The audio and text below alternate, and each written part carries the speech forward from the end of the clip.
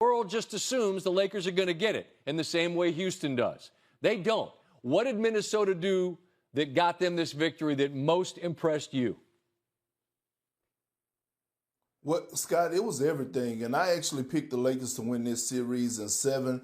I did not expect this to go this way. I knew the Minnesota Timberwolves were a physical, athletic team with a lot of length, but it really showed in this series, and they showed a lot of heart, and they showed that they're all in. And it started off with their two bigs, Julius Randle and Big Rudy Gobert is what I call him. I mean, he was a beast all night long. He's really been a beast, Scott, in this series. They've been trying to pick on him, but his numbers didn't show up in the first few games of this series, but his defense has been there. But tonight he attacked the offensive glass. He imposed his will in the paint. He got it done on the defensive side of things, offensively putting it back, going up strong, and Julius Randle in the fourth quarter. I mean, taking over the fourth quarter when Anthony Edwards was struggling. And speaking of Anthony Edwards, Scott, can we talk about this young man being the best young leader in the game of basketball? On a night when he struggled, trusting his teammates, and 8 assists, 11 rebounds,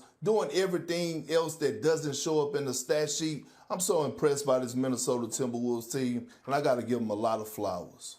Perk, you know how they do in the playoffs, right? When there's guys are sitting there in the presser and they're looking at the box score. Man, if I circle a couple of these numbers, 7 for 47 from 3 and 0 for 11 from 3 and 15. If I read you that before the game, you're saying the Timberwolves got smashed. They didn't, in large part because of Gobert. And that's a guy, Perk, that, like, people talk about this dude sometimes like he's some kind of a bum or a scrub. And I know Luka enjoyed going after him last year in the playoffs. That had to feel tremendous for him to be the guy. He had 8 dunks in this game, no one to protect the rim. I mean, as much as anything, he's the reason they won this game, is he not? Absolutely, Scott. And look, he got his lick back, right? And look, they tried to go at him. They tried to search him out all throughout this series. And when you go and look at the numbers, the Lakers only shot like 28% against him in his one-on-one defense. He did a hell of a job on the perimeter the entire series, sliding his feet. This man is a 4-time Defensive Player of the Year for a reason. Right. And I'm glad Rudy rose to the occasion on the road with a monster game tonight. I'm happy for him because he does take a lot of criticism. I've been critical of him at times, but I also respect of what he brings to the table. The role that J.J. Redick plays in this series will get a lot of scrutiny because he was all in with the starters in the game on the road over the weekend, right? They played the entire second half.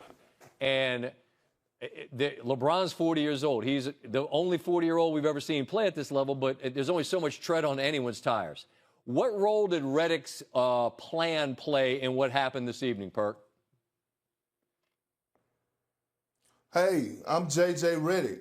I know basketball more than anybody in the world. I'm going to stick with this small ball lineup. No matter how big the Minnesota Timberwolves are, I'm going to do it my way because I only care about offense. Forget the fact that they have Rudy and Julius Randle has been punishing us in the paint. Jaden McDaniels has been going off in this series. I'm going to stick with a 40-year-old LeBron James playing the center position. And guess what? If Finney Smith gets in foul trouble, I'm going to go with Maxi Kleber. I'm going to bring him into the game and hope that he could go in there and mix it up. Scott, it was ridiculous. I never want to do this and blame a series on one individual, but I have to blame this series on J.J. Redick because when it comes down to the postseason, as a coach, you have to make adjustments. And when you see that things aren't going as planned, hanging with us, and boy, do we have a lot to talk about this morning. Stephen A., you know we are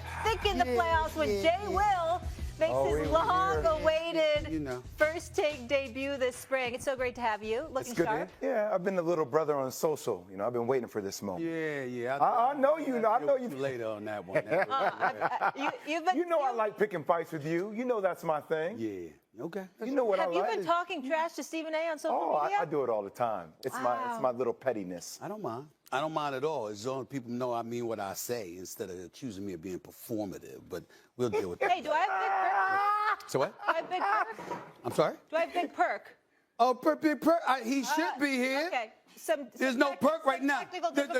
Technical difficulties, my ass. He's late. He's late. I'll deal with him later. I'm tired of that, Big Perk. Get your behind up, big boy. He's getting a little breakfast, and then he'll be here with us. You pay attention to everything. Huh? Everything. All right, let's go. How about those Minnesota Timberwolves? They were struggling to shoot, right, in Game 5, providing Los Angeles Lakers with much opportunity to stave off playoff elimination. While his teammates struggled, Rudy Gobert stepped up with a playoff career high, 27 points, 24 rebounds. Julius Randle added 23 points. Minnesota advanced in the NBA playoffs with a clinching 103-96 victory in the first-round series Wednesday night. Let's hear from the Lakers postgame. Disappointing loss. Every season that I did not make it to the finals or did not win a championship has been a disappointment. So it'd be the same for me, you know. It'd be the same off season of disappointment and unfulfillment, you know, have an opportunity, you know, to play longer and give yourself an opportunity to play for the Larry O'Brien Trophy. So nothing changes for me. I think I didn't play the way I should. I think as a team we didn't play the way we could. But I think congratulations to Minnesota. They play hell of a series. They were the better team, honestly. Okay, well, here we are. Chris Canty, you Hey joined the now, party? in the building. Good to You see know, you. listen, Okay, I knew resident today Lakers was going to fan. be a good day. Don't leave me. Don't leave me. On this Friday Eve. Damn, held it up here for like 6 seconds. I got you, bro. Where's ladies first. It's good to see you, big boy. Yeah. Where's Big Poppy? I mean, Damian Woody. Where's Big Poppy at? Because he's somewhere rolling around. I mean, he hiding. Don't worry, we got hiding to go through too. today.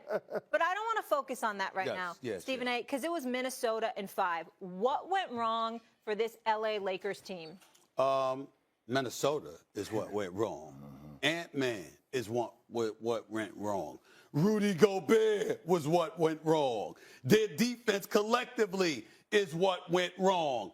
And the Los Angeles Lakers, there's just MIA, APBs, whatever you want to use for a whole bunch of Los Angeles Lakers.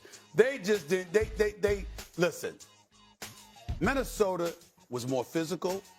They're taller. They're longer. They've got more girth. Julius Randle, Rudy Gobert, etc.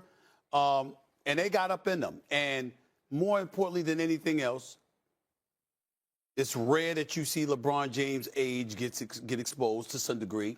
The conditioning or lack thereof of Luka got exposed because they were pressuring Luka 94 feet. They were like, we're gonna make you work. Julius Randle, you were attacking LeBron James. LeBron James had to guard people, and they weren't hesitant to put a body on him, even though he's 260 and obviously in phenomenal shape. The bottom line is that Minnesota's like,